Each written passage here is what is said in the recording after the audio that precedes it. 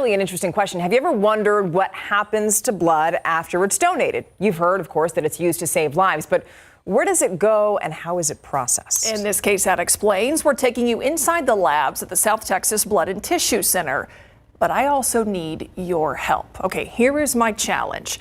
I have been challenged to be one of the champions this year for the Blood and Tissue Center to raise $10,000 by October 21st. So while you're watching this story, there will be a QR code at the bottom of the screen.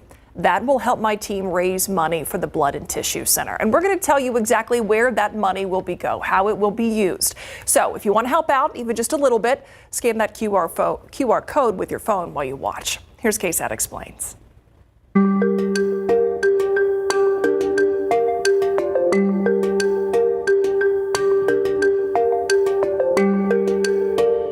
So right now we're at South Texas Blood Tissue Component Manufacturing Lab. Is this the very first stop after the blood has actually arrived here at the center? That is correct. This is where all the manufacturing takes place from all the units collected earlier or during the day.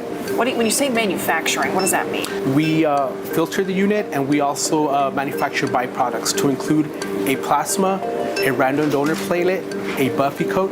So there's byproducts that are made within the donation we receive. When you say a unit, that is a donation. A donation per person. That is correct. Okay.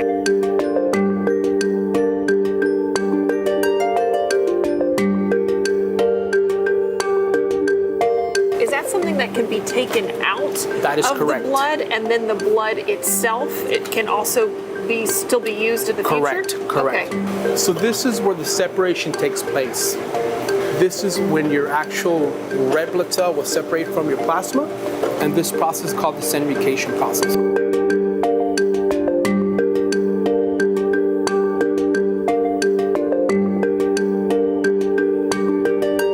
There's products that take 6 minutes, there's products that take 4 minutes, there's products that take 9 minutes. Oh, so we're talking no time at all though, under 10 minutes. So that's telling us that we have a unit here that was drawn early 9 a.m. Right. That's telling us that it has to be refrigerated, completed by 5 p.m. Okay. Right. Some of the products that we do manufacture are time sensitive. Yeah. So we want to make sure we execute them before they expire on us.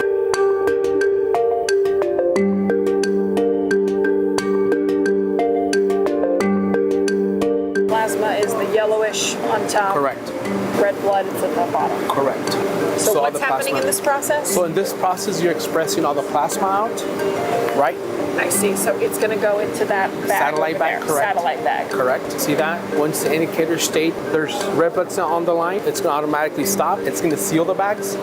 Stop, sealed. And at this point, your expressing has completed. We're going to go ahead and drain the additive solution. This gives it the shelf life of the unit. We're removing all the white blood cells from the transfusible bag. These white blood cells, if they'll get transfused to other patient or recipient, they could attack your immune and you could have a reaction.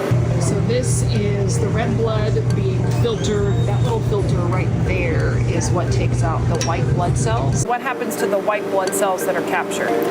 It gets thrown out.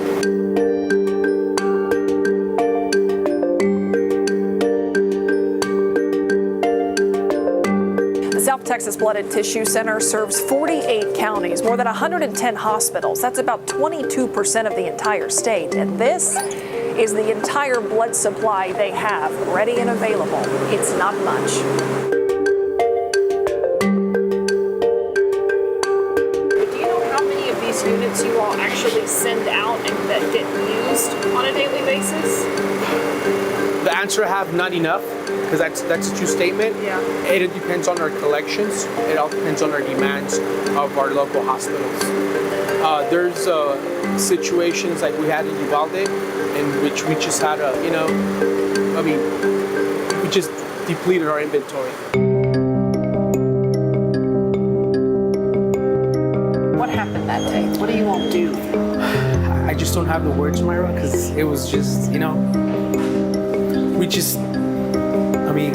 it's hard, it's hard because some of us are parents, so we regrouped, right? And at the end of the day, we just had to do what we had to do. End of story. I just can't say you can't get used to this stuff, because you can't, especially when you have little ones involved in these types of tragedies. But my team did a great job. It had to be incredibly impactful to look around at the end of that day and see that everything was gone. Your entire supply was gone. Correct. There's days in which we don't know our target patients, because we really don't know, but that day we knew.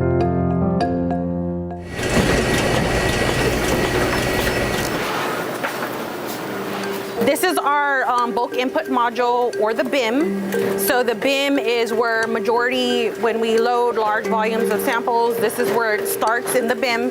And so what it does is it picks up the sample, and then it puts it in one of the carriers, it takes a picture in this little house right here, and then that communicates with our information system, and it says, hey, I need this assay to be done. So the track knows that based on that code that it has specifically tied to that sample, where it needs to go. It determines what centrifuge and what program, the timing for which that sample needs to be spun. For South Texas, we probably test maybe 10 to 12 different analytes or assays for each donor.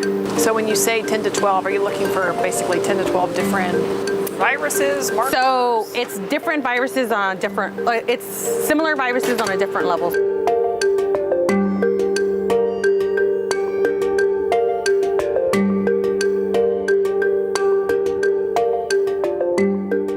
So when the blood is screened and it's good to go, all of our results then are transferred, and then those results are communicated back through to South Texas, and then South Texas follows their routine for providing those products to various places within the community. So, if you choose to donate, how will that money be used? We'll show you where it will go, quite literally, when KSAT Explains continues after the break.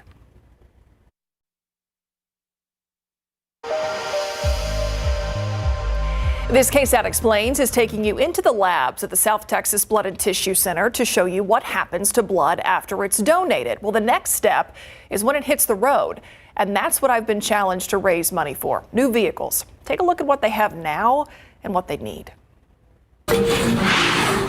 Before blood donations can be tested in this lab, and before they're broken down into red blood cells, platelets, and plasma in this lab, they first have to get to the lab. A typical driver usually is on the road for pretty close to 4 to 6 hours. How long have you been doing this? I've been doing it for 9 years. Daniel De Leon is the Customer Relations Coordinator for the South Texas Blood and Tissue Center. He drives one of these to transport blood from donation sites and to hospitals. The trucks that we have right now are old, and we put a lot of mileage on them delivering them to the hospitals. We go to Laredo quite often, 4 times a week. We go down to the Valley at least once a day. We go to Victoria a number of times a day. So it's just a vehicle that gets run a lot. It does get run a lot, yes. Yeah. So storing blood in the back, is there anything wrong with the way this vehicle does it versus what the new one would do? Well, I mean, it would help if we had a newer vehicle that had air conditioner, airflow in the back, compared to like the newer vehicle that is. This thing doesn't have any airflow in the back. No, it doesn't. It's just whatever air comes out of the front driver's room. It looks like an old TV life truck. Yes. So I'm familiar with that. So in the back, you're just putting blood straight in here. Yes. Storing it in those coolers.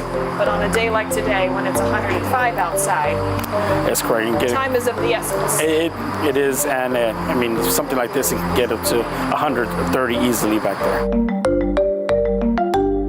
130 degrees in the back of that van, and blood donations, they need to be kept cold, of course. So if you're interested in donating to help raise money for new trucks that have AC in the back, you can scan this QR code or go check out this story on KSAT.com/explains, and I thank you for considering it. And thank you so much for doing that story. Now that we actually get to see how that happens. I learned so much. Yeah, I tell ya. I think we all did. Take a look at that, those big clouds out there. Yeah, that could only mean one thing. And Adam, you were talking about this just a few minutes ago. It's an assay for the atmosphere. That's something I learned. I like it. An assay is? A lab test. A lab There test. you go. It was used as a test, but yeah, a lab test. I never knew that. Interesting.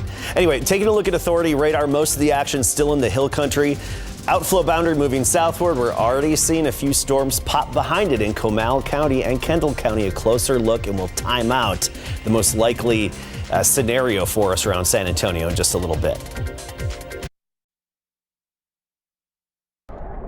Some storms out there as we speak, but we've got even more rain chances to talk about, which is amazing. Yeah. Yes. That is the nice thing. I think we'll be able to do this all over again tomorrow afternoon, even into tomorrow night. Our best window of opportunity is basically now through midnight tonight, and then the rain chances fall off again as we get toward tomorrow morning, and especially the morning commute. You look at the activity currently on authority radar, and it's widely scattered, especially closer to Austin. Austin and north up I-35 has had better luck with this scenario so far this afternoon and evening.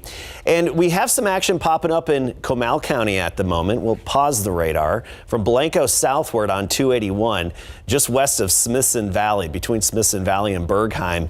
The outflow boundary moved through, so a downpour popping up over Spring Branch and just a few miles southwest of Spring Branch and even east of Canyon Lake. We're crossing our fingers for a good soaker over the lake, though it would be a drop in the bucket for what the lake actually needs at the moment. Going to the west, Kerr County. This is where we have our only lightning strikes with any of these thunderstorms. This is just southwest of Comfort, and this is all pushing to the east at about 15 to 20 miles per hour. So that's all pushing eastwards, moving through Camp Verde as we speak. Now, what we're watching and closely focusing on is this green line. This is the outflow boundary, the puff of wind coming from those storms in the hill country. They kick up insects, leaves, little dirt and stuff, and that's why the radar can actually detect them. And so that outflow boundary, it's moving southward. Behind that boundary, temperatures are dropping down into the 70s and lower 80s, but also this is going to help generate some new showers and storms, especially where these two boundaries are coming together. We've got the one boundary here on the top of the screen and then another boundary right here through New Berlin and Zool.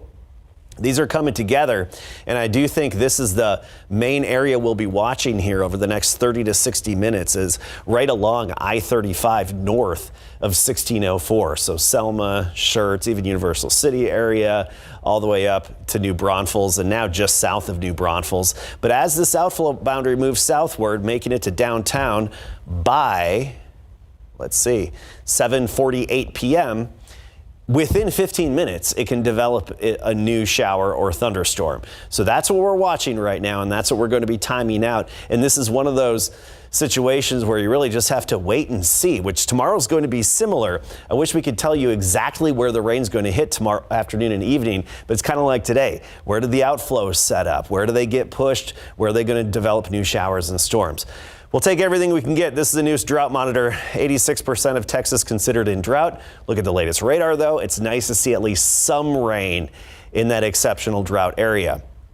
Tomorrow afternoon and evening into tomorrow night, 40% chance, so 40% coverage across our area. I think showers and storms will develop. It's just not going to be hitting everybody, and I think it'll hit just less than half of the KSAT12 viewing area, then 20% chances through the weekend. Look at these temperatures. 77 in Kerrville, 85 in Comfort, Fredericksburg 73, Austin 78. You see where we have the rain-cooled air. Tomorrow, 76 in the morning, 93 for the high temperature, southeasterly wind at 5 to 15. Mid-90s, low to mid-90s around San Antonio, upper 80s in the hill country. It looks like we'll stay below triple digits with highs in the low to mid-90s for the foreseeable future. Oh, I got a little antsy with my clicker. Got a little clicker happy there for a second. All right, today with everything going on, we just have time for a winner. The new winner this week, Laura Alvarez of San Antonio, the winner of a homemade thermometer. I actually spent all of Monday with all my power tools, zinging about some new backgrounds, some new Texas backgrounds, and still cranking out the thermometers as well and going through some calibration right now. Adam the Toolman Caskey. Go to KSAT.com/thermometer to enter the drawing. Thanks, Thank you, Adam. We'll be right back.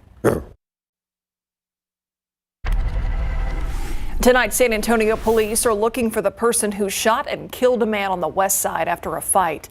This happened last night around 11 o'clock on San Nicolas Walk near South Hamilton Avenue. Still unclear what caused that fight, and no arrests have been made.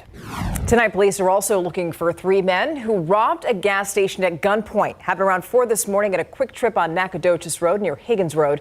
Officers say the men robbed the store clerk at gunpoint, then ran off. By the way, the clerk was not injured. The defense and prosecution wrapping up their case in a murder-for-hire trial. John Cantu is accused of being paid $500 by his sister-in-law to kill a man in 2019. Jury deliberations are expected to begin tomorrow. Today, the San Antonio City Council passed its largest budget ever of $3.7 billion. That budget includes more money to hire police officers, more funds for animal care services, and a controversial new fund that would help with travel for out-of-state abortion costs. The budget takes effect October 1st, and that is your 60-second recap. All right, here's a look at the radar at the moment, and you see these 2 outflow boundaries, these green lines coming together over San Antonio and Bexar County here over the next hour to hour and a half. And as they collide, wouldn't surprise me if we get new showers and storms to pop up. But our window of opportunity really does last through about midnight tonight for some rain. The activity in the hill country, still some good downpours, but I do expect most of this to slowly dissipate in the coming hours. Yeah, in the meantime, track our KSAT weather app. Yep. Thank you so much for joining us. We'll see you back here on the Night Beat. Have a good evening. Night.